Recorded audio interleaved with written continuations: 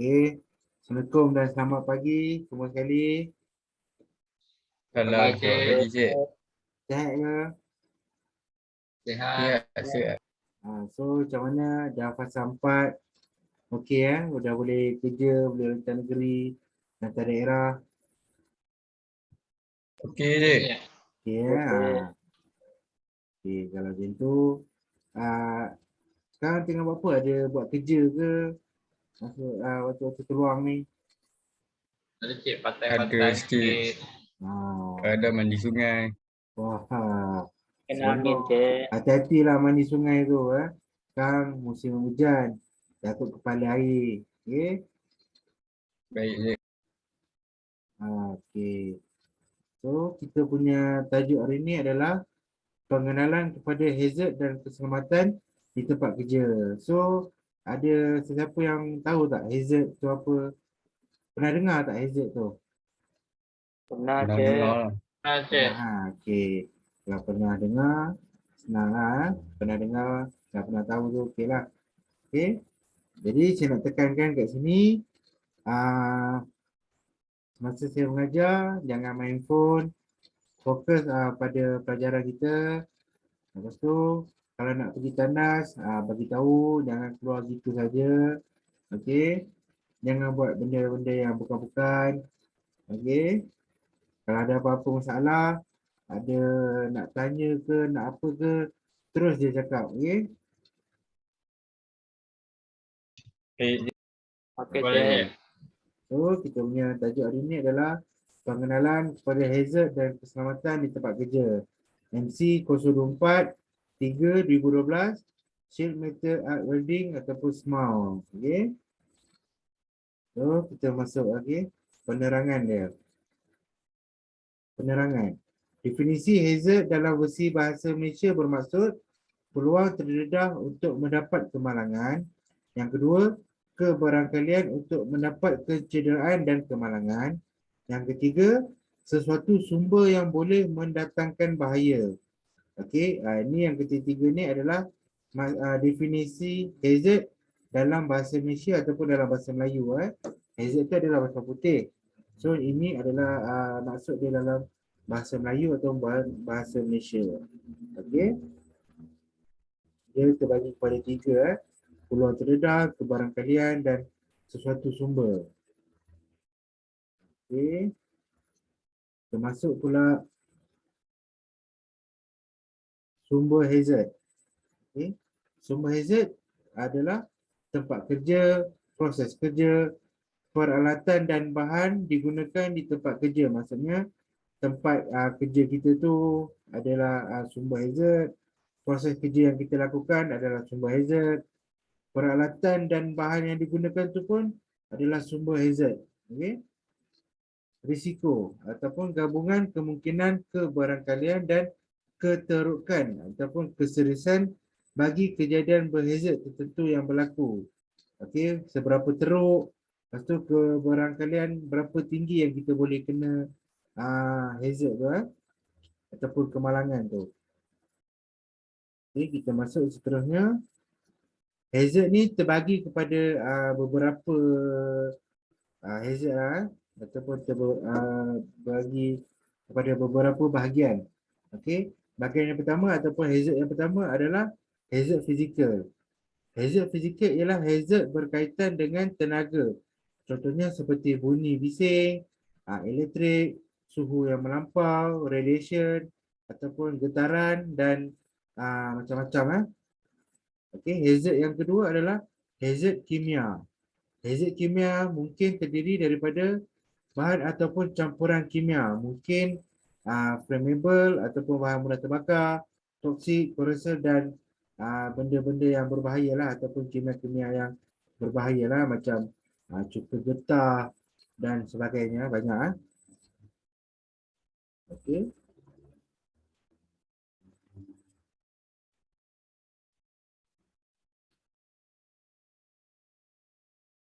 Hazard yang ketiga adalah hazard psikososial.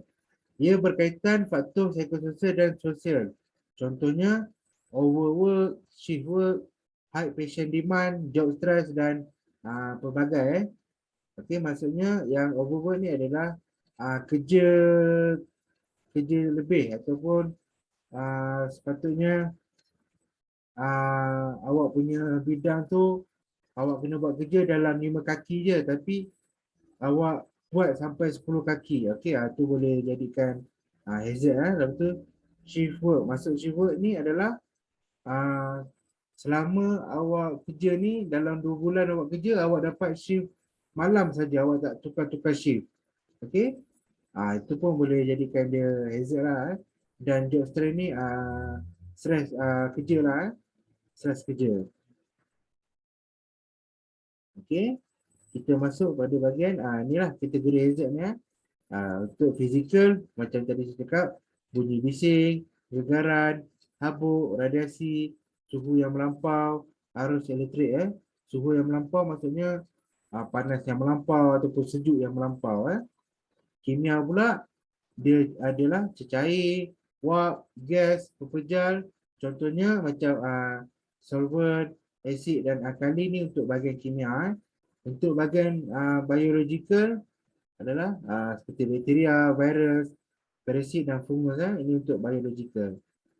Okay. Untuk ergonomik ataupun mekanikal, kerja yang berulang, berdiri atau duduk yang berterusan dan mengangkat berat.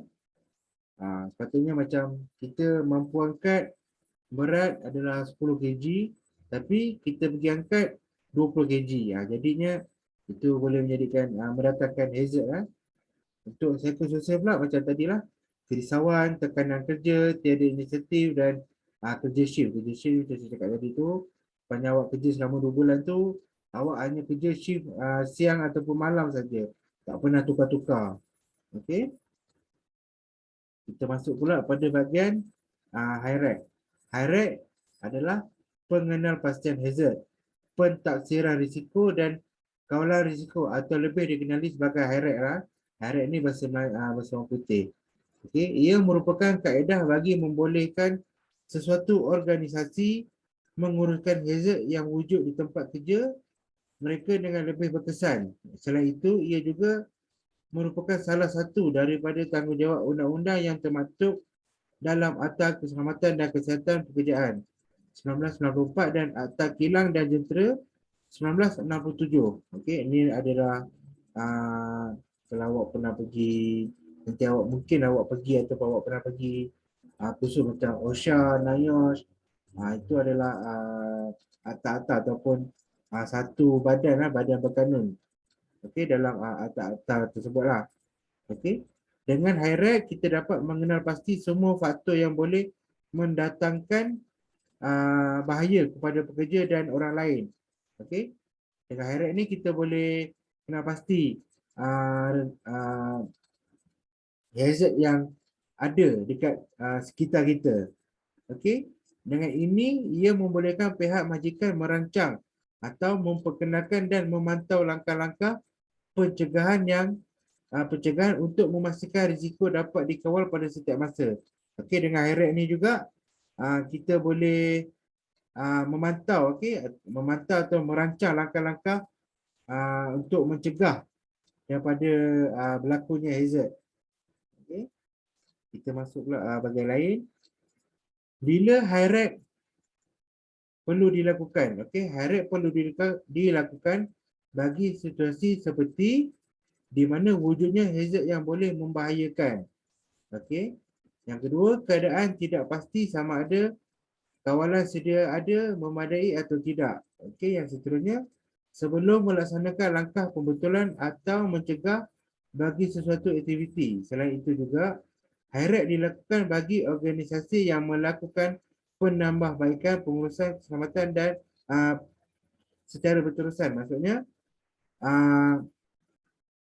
keadaan tidak pasti sama ada kawalan sedia ada memadai atau tidak, ni maksudnya kawalan tu sedia ada dah, tapi cukup ataupun tidak untuk dia ataupun kukuh ataupun tidak untuk dia mencegah berlakunya hazard tu. Okey, itu yang perlu kita highlight ni. Okey, kita masuk pula bahagian perancangan high-rate.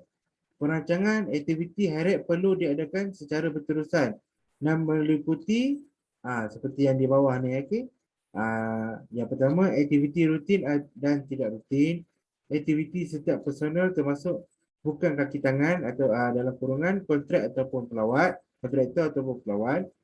Kemudahan setiap tempat kerja, contoh makmal, workshop, dewan kuliah dan lain-lain.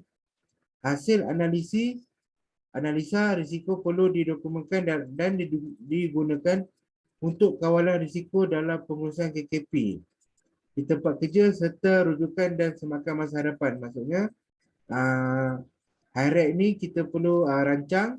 Rancangan HIREC ni perlu meliputi di bawah ni lah macam tadi, aktiviti rutin ni, aktiviti apa yang kita lakukan setiap hari. Okay. Lepas tu personal ni termasuk bos, pekerja, kontraktor ataupun pelawat yang datang. Okay. Lepas tu dengan kemudahan. Perancangan kemudahan ni macam dalam makmal, dalam workshop, dalam dewan kuliah, kantin, semua perlu ada dalam perancangan. Lepas tu analisa risiko pun kita perlu adakan dalam dokumen ataupun kita kena filekan dia dan kita simpan untuk jadikan rujukan untuk masa hadapan. Maksudnya contohnya macam minyak tumpah. Benda kita boleh tengok balik dalam dokumen tu. Oh, apa ni? Minyak tumpah ni pernah berlaku 2 tahun lepas. Okey, kita boleh tengok balik apa dia punya langkah-langkah pencegahan. So macam apa yang perlu tindakan kita ambil kan? Macam kita tengok dalam dokumen ni, dulu diorang betulkan dengan letakkan tanda amaran dan pelbagai. Macam itulah.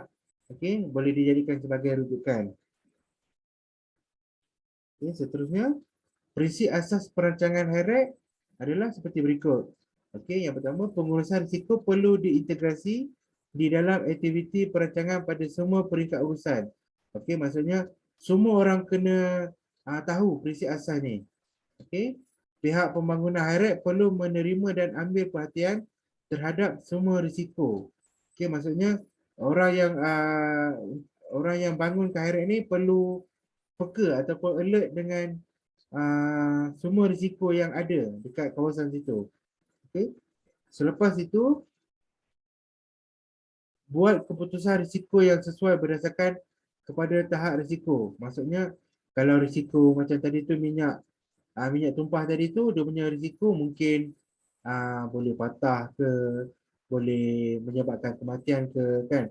Jadi kita kena buat keputusan lah, keputusan yang bersesuaian. Okey, pihak PTJ perlu mengurus risiko yang wujud dengan kaedah yang sesuai dengan norma kerja dan kemampuannya. Macam tadi saya cakap lah, okay, kita kena ambil tindakan yang sewajarnya. Okay, kalau berlakunya minyak tumpah ke benda-benda yang tak sepatutnya atau kemalangan. Okay. Kita masuk pada elemen HIREC. Elemen HIREC terbagi kepada 3.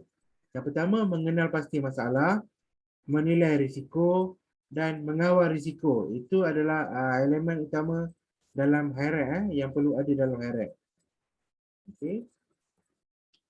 Langkah-langkah kawalan hazard adalah kelaskan aktiviti kerja, lakukan pengenalpastian hazard, dapatkan tahap risiko, kawal risiko yang paling tinggi, kaji semula keberkesanan kawalan. Okey. Nah, kelaskan ni maksudnya macam kita lakukan kerja mengimpal. Kerja mengimpal dia duduk dekat bawah kerja-kerja mekanikal. Mekanikal ni contohnya dia punya tajuk besar ataupun dia punya kerja yang besar lah. Macam mekanikal ni banyak kan. Contohnya macam automotif apa semua. Tu maksudnya macam tu lah. Okey. Lepas tu kita kena kenal pasti hazard. Okey. Macam kenal pasti hazard yang ada. Hazard fizikal ke. Okey. Hazard ekososial ke. Okey. Macam tadilah. Okey. Lepas tu dapatkan tahap risiko. Okey. Macam hazard minyak tumpah tadi. Tahap risiko yang berlaku mungkin macam patah tengkuk ke, menyebabkan kematian ke, tu kita kena dapatkan tahap risiko lah. Okey, kawal risiko yang paling tinggi maksudnya kita kena kawal risiko yang paling tinggi. Kita tak nak macam minyak tumpah tadi tu, kita tak nak menyebabkan kematian. So kita kena kawal lah risiko tu. Lepas tu kita pula kena kaji semula keberkesanan kawalan. Maksudnya kita dah buat kawalan tu, kita kena kaji pula. Betul tak? Okey tak kawalan yang kita lakukan? Ataupun kita kena tambah baik lagi kawalan yang sedia ada. Okay. Kita masuk pula pada kategori hazard. Hazard boleh dikategorikan kepada 8 elemen yang utama. Yang pertama, kimia, fizikal, biologi, ergonomik, psikososial, mekanikal, elektrik dan mesin. Okey, kesemua 8 ni adalah elemen utama yang ada dalam hazard. Okey, macam kimia tadi tu, macam cuka getah ke kan. Fizikal ni macam kita buat kerja tu, biologi, semualah. Kita pula masuk pada hazard, keselamatan dan penerangan. Semasa menjalankan kerja-kerja mengimpal, hazard yang dikenal pasti perlu dikawal dengan sebaiknya. Berikut merupakan langkah-langkah mencegah hazard terdapat di dalam kerja mengimpal. Okey, yang ni dia punya langkah-langkah adalah macam contohnya kalau kita pegang benda kerja tu panas, kita perlu pakai sarung tangan lah kan. Okey, kalau kita buat kerja mengimpal pula, kita mesti daripada kerja mengimpal tu mesti keluar asap yang banyak. So, kita kena pakai mask yang bersesuaian lah. Lepas tu, daripada kita buat kerja mengimpal, pencahayaan daripada kerja mengimpal tu pun kuat, dia boleh menyebabkan mata kita rosak lah.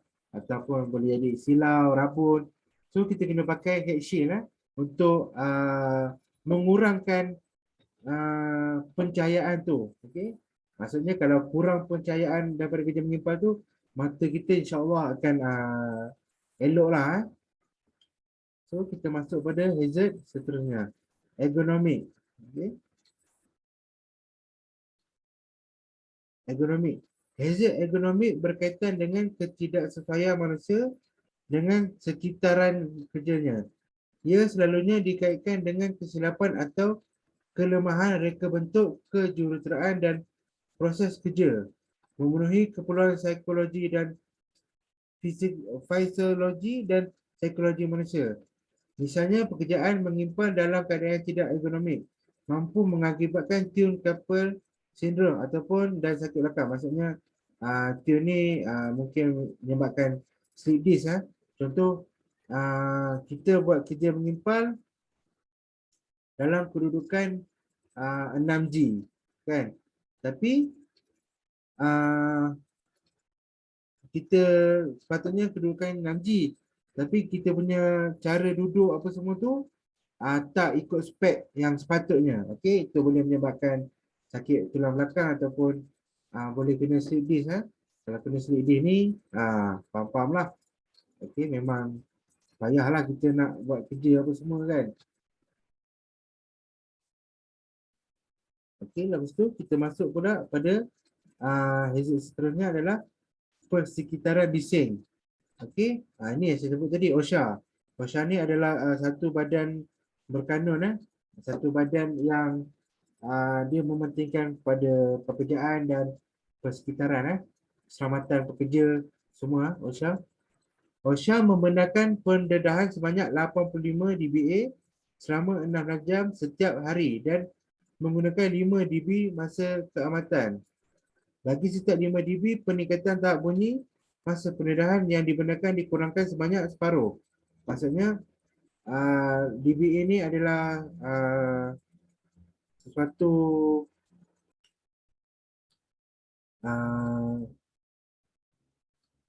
ataupun tahap lah. dBA ini tahap lah. Dia punya tahap untuk 16 jam yang dibenarkan adalah 85% lah. Maksudnya macam itu, okey. Untuk selama 16 jam. Setiap hari, okey. Selama 16 jam ni, setiap hari 85 saja dibenarkan. Okey.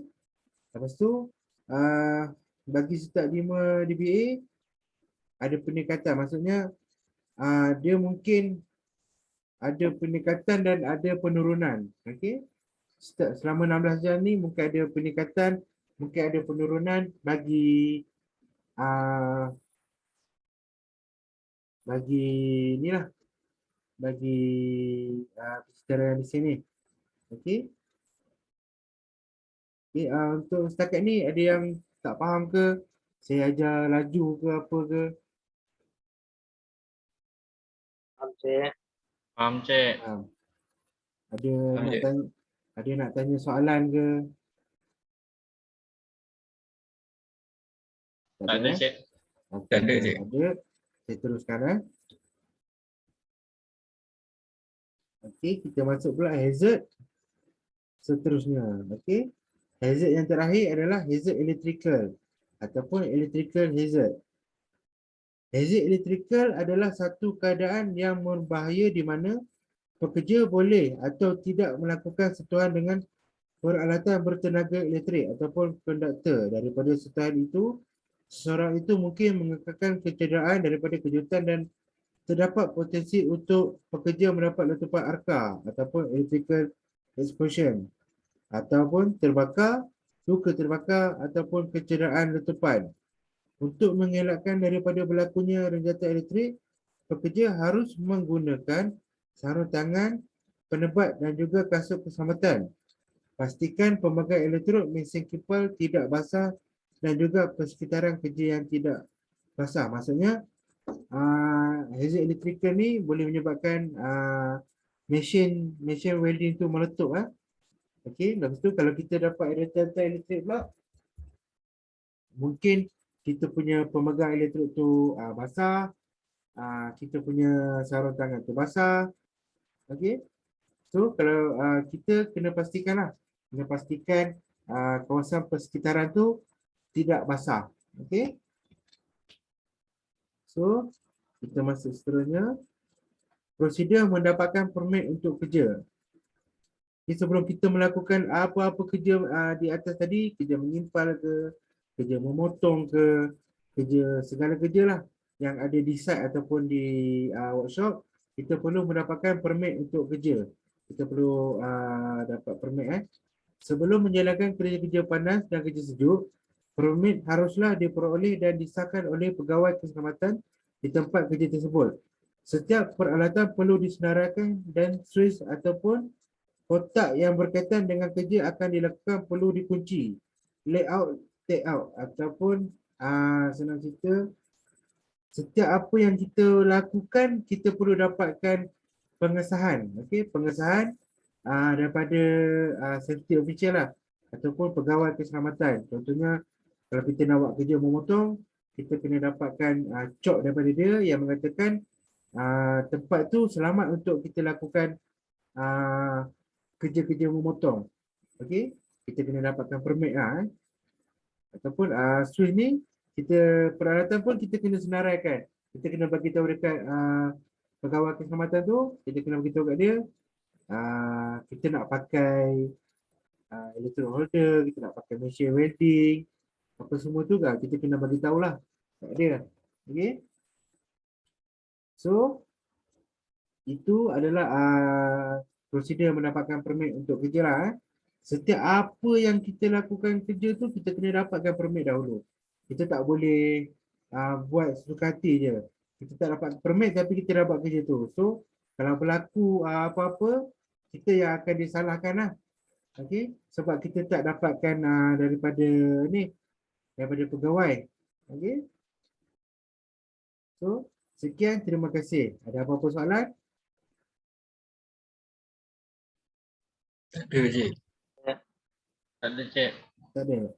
Okey, saya bagi masa saya dah hantarkan dekat awak kitab penerangan. So awak tolong baca. Awak tengok dalam GC dah, awak tolong baca dan fahamkan. Baik, Baik, Cik. Cik. Baik, Cik. Saya bagi masa dalam 3 minit. Cukup? Cukup, Cik. Okey. Cukup, Cik.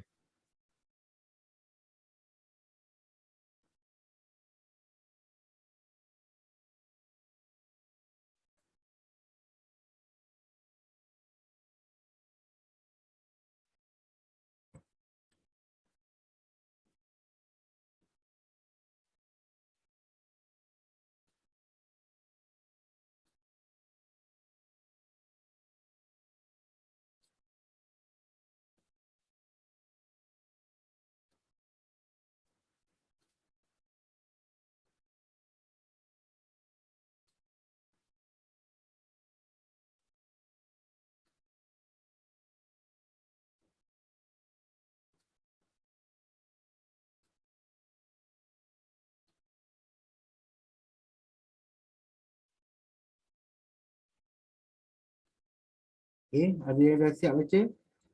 Semua dah siap baca ah? Dah siap, Cik. Okey. Jadi Dah, Cik. saya nak tanya soalan Saya nak tanya soalan pada Preslifuh dulu. Oke, boleh cek. Okey. Ah, berikan 5 langkah senaraikan 3 elemen heret.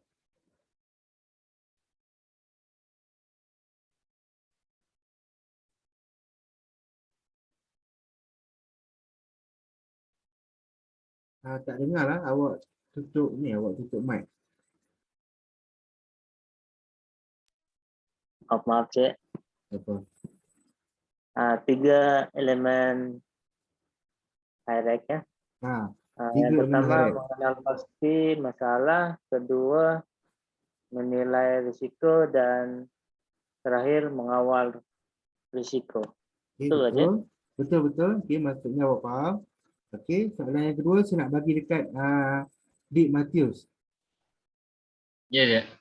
Okey, berikan saya 5 langkah kawalan hazard. Okey. 5 langkah tu yang pertama adalah kelaskan aktiviti kerja. Kedua, lakukan pengenalpastian hazard. Okey. Ketiga, kawalan risiko yang paling tinggi. Okey. Keempat, dapatkan tahap risiko. Dan Okey. yang terakhir, yang kelima, kaji semula keberkesanan kawalan. Okey. Betul. Okey, soalan yang terakhir ni untuk Ana Hafizal lah. Ini soalan kebat lah. Soalan kebat kita nak tengok awak faham tak? Okey. Berikan contoh agensi-agensi yang boleh dihubungi sekiranya berlaku kemalangan.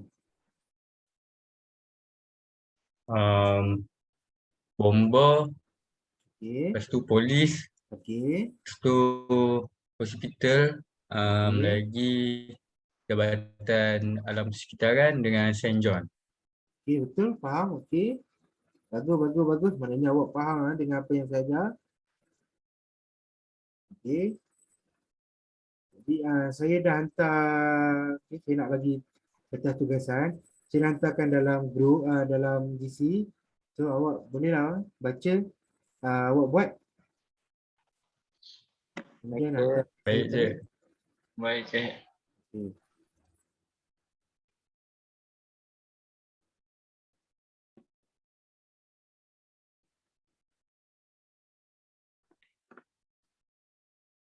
Saya bagi masa dalam 3 minit lah buat. Boleh? Boleh cek. Boleh, Alright. Cik. Alright.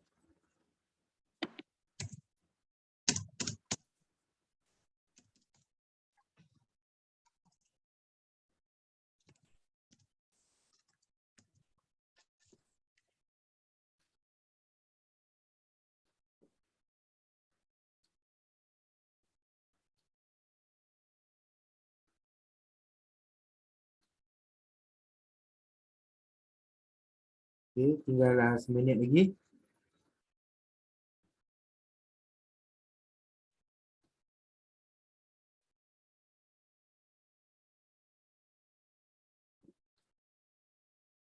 Okey, ada yang dah hantar ke?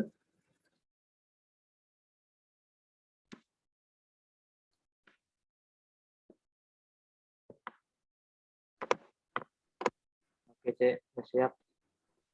Alright, saya tengok dulu. Okey, Cik. Dah hantar. Okey. Hantar, Cik. Okey. Betul. Okey, maknanya awak faham lah. Alhamdulillah awak faham. So, saya nak tekankan ataupun saya nak beritahu awak, hazard ni bahaya. Okay, setiap kita lakukan kerja, kita kena berhati-hati. Okay, berhati-hati setiap apa yang kita lakukan. Tak kira lah suatu bekerja ke, suatu di rumah ke, bersukan ke, kita kena berhati-hati sentiasa. Tambah-tambah lagi sekarang ni dengan COVID kan, so kita kena berhati-hati lagi lah. Okay, Baik cek. so saya nak awak bersedialah dengan pelajaran yang akan datang, iaitu istilah timpalan. Istilah timpalan. So, saya nak awak bersedialah dengan tajuk yang baru akan datang ni. Okey. Oke, So, Cik. saya nak ucapkan terima kasih sebab masuk kelas saya pagi ni. Okey. Saya nak ucapkan terima kasih. Nak ucapkan berhati-hati selalulah. Okey. Itu saja untuk hari ini. Assalamualaikum dan selamat pagi. Oke, Salam, Cik. selamat pagi, Cik. Terima kasih, Terima kasih, Cik. Terima kasih, Cik.